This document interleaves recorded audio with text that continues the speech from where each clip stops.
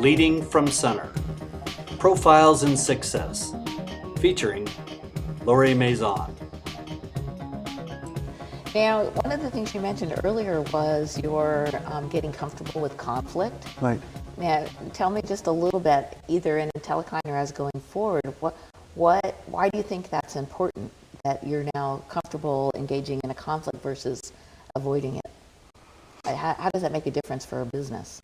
I mean, I think when there is conflict, it's basically a result of two different opinions or position meet.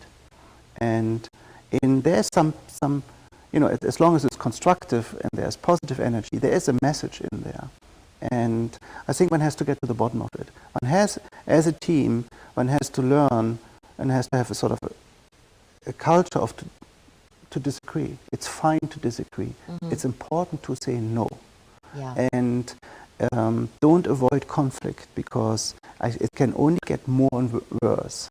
So what happens when you avoid the conflict from your experience? It's not going away.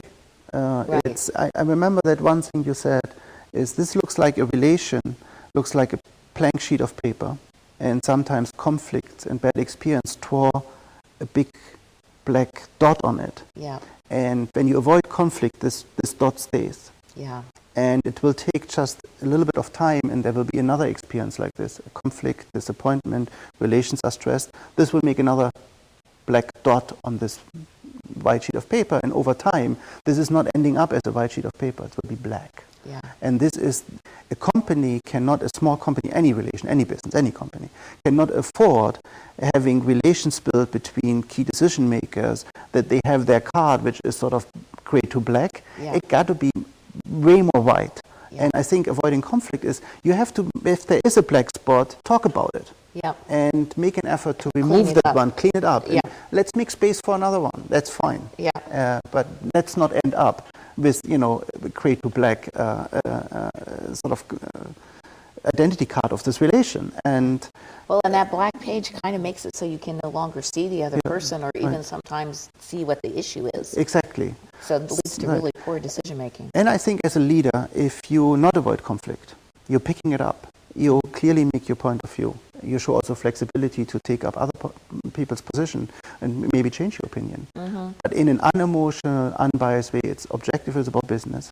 Sort of, I hear you, and sometimes you have to say no, sometimes you say, I'm thinking about it, and I think that's actually a fair point, and we have to maybe change directions, and you have to admit you've been wrong at some places. Wow. So that right there is kind of profound in an industry where there's a lot of big egos. Yes. To be willing to allow someone else to influence your thinking or your point of view, and go like, okay, that's better than what I thought. That's big. Right. And imagine what that does for the company, though. Exactly.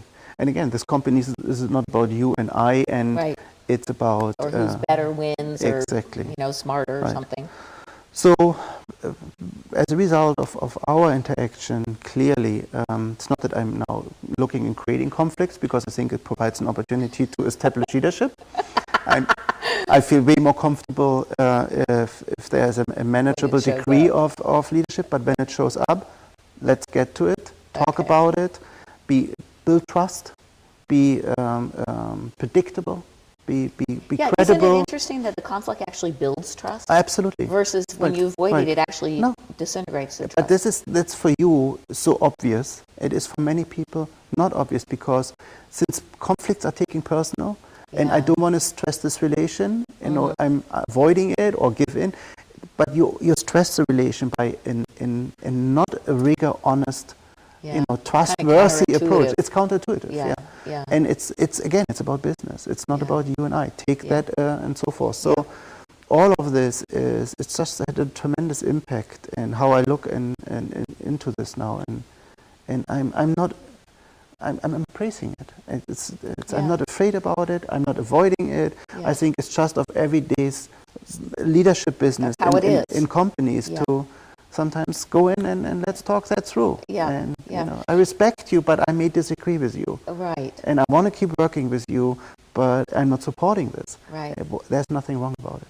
It's really interesting that the more you think about it as a business and not so personally, the more skillful you can be And yet, to do that, everything is about you and the other person. It's all about interpersonal skills. So, People. yeah, you think it's going to make it just about the business, but it isn't actually. It's actually about the people.